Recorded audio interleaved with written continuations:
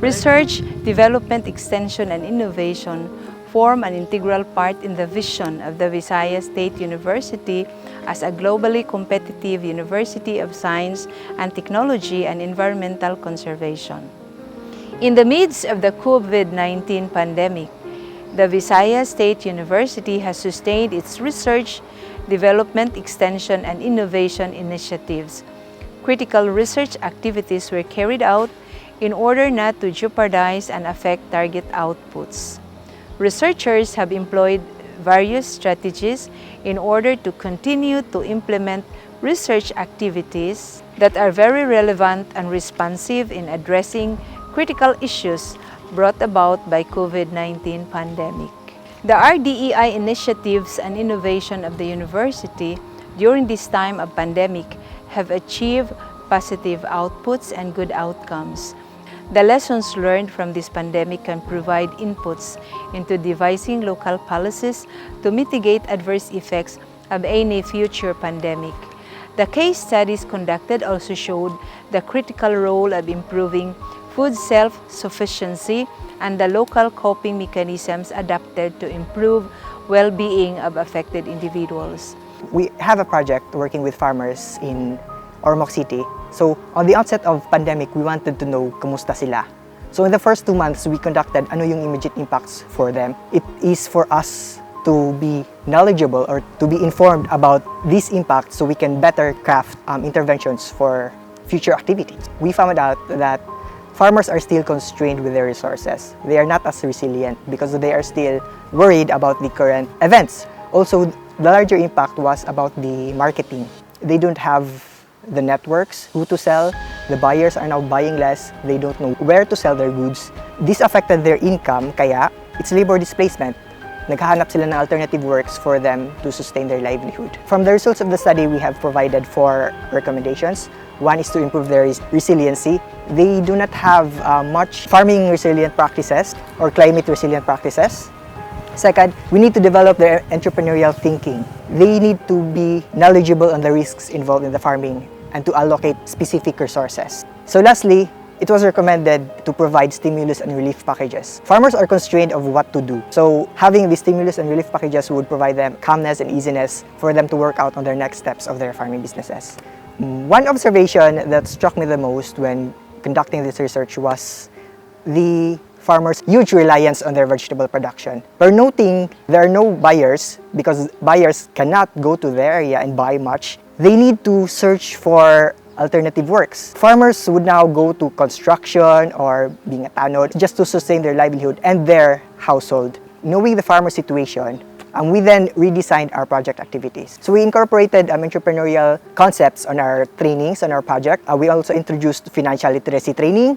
We actually gave them phones for them to be informed about the happenings of the market situation, what's the prices, who buys what, and also to provide them information about the production aspect. The research is actually part of a larger project in which we develop them being as an entrepreneurial farmers so that the phone is the key guide or the key mechanism for them to be informed about the production aspect, production interventions, and also the marketing updates.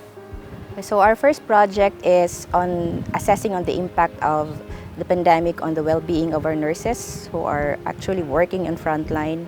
We tried to look for their fear on the COVID. We also assessed and examined their coping, their mental well-being, how they are doing emotionally, and we found na most of them, especially during the first wave, they were really very fearful and they were concerned of their health, their families, and their safety in the front line. And aside from that, we noticed they're having a hard time coping, especially on the first and second wave. One of the major findings of this study is in terms of turnover intention. These nurses would prefer to quit their jobs. They would prefer to step out of their workplace and shift to another career. They would not want to work as nurses anymore. Yung second project namin is on the assessment of our students' welfare. This project especially focusing on the nursing students as future frontliners. So we assessed their well-being, how they are in terms of the fear of this COVID-19, They would even prefer not to continue and proceed to nursing anymore. They would want to shift to another program. In our first project, those that we did with the nurses, this has already been disseminated, particularly in the region, and this has been presented in the Regional Health Research Symposium. And fortunately, we won the award. These findings that we have in this study, in this project, has already been circulated and have it published in high-impact journals. And I'm very proud to say that people around the world are reading our outputs based on the high citations that we are receiving from this published paper. So that's our main contribution. We conducted a research to assess the coping mechanism of the faculty and staff of Visayas State University. So we look at how our faculty are coping with this sudden disruption.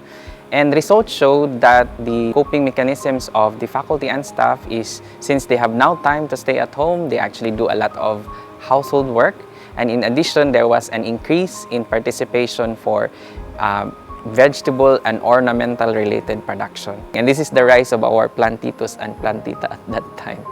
The Visayas State University also provided some seedlings, some seeds for our faculty and staff and nearby community.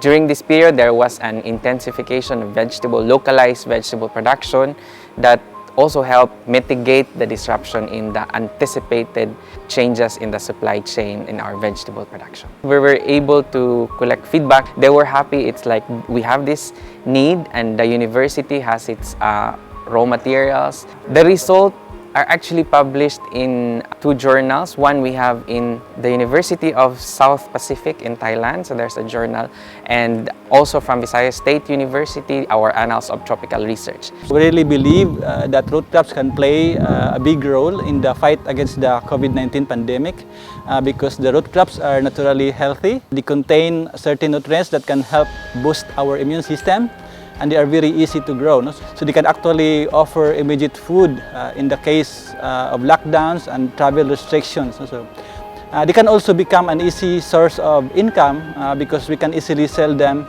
to the neighbors and to the different processing centers that are utilizing root crops. So during the pandemic, despite the many travel restrictions, we really still tried our best to disseminate the technologies for root crops from production to utilization. We partnered with LGUs and other stakeholders. Then we have been successful in our campaign. Bye City, for example, invested around 10 million for the development of root crops industry in the city. And within just a very short period of time, in less than a year, our efforts have already benefited the farmers. The Visayas State University stays true to its mission in generating knowledge and technology and contribute to knowledge advancement in support of the local, national, economic, social, and environmental development. Through the efforts of VSU researchers, we carry out research for frontliners' mental well-being. The university also conducted coping mechanism survey of its constituents and vaccination willingness and awareness programs, among others. As we reach out to the VSU community, we launch assessments to our farmers and vegetable growers as they too are affected by this pandemic. We deliver vegetable produce and seedlings to the community and nearby barangays to sustain them. Lastly, we develop vegetable and root crop value chains to meet the expectations of the evolving market. The university may be limited in terms of directly addressing the COVID-19 issue, but knowing the response of the community may as well be also important so that the other support activities could be established. The COVID-19 pandemic has shown that with care and planning, participation and communication among clients and stakeholders, research activities may become more resilient without endangering the quality of the works performed. The strong drive and dedication for responsive research and development give assurance to VSU and its community to strive well and even rise beyond the pandemic. We are therefore grateful for the concerted efforts of VSU researchers, the support of its administrative staff, and the confidence and trust of VSU's partner, clients, and stakeholders. Equal appreciation is also given to the Gawad Edukampyon for recognizing the efforts of state universities and colleges and the higher education institutions as we make our way out of this pandemic. Believing that nobody deserves to be left behind, we must continue to take a leap forward. Though uncertain this pandemic may seem, our collective efforts for knowledge advancement, public service, and development shall lead us to the brighter end of the tunnel of hope. Thank you very much, and mabuhay tayong lahat.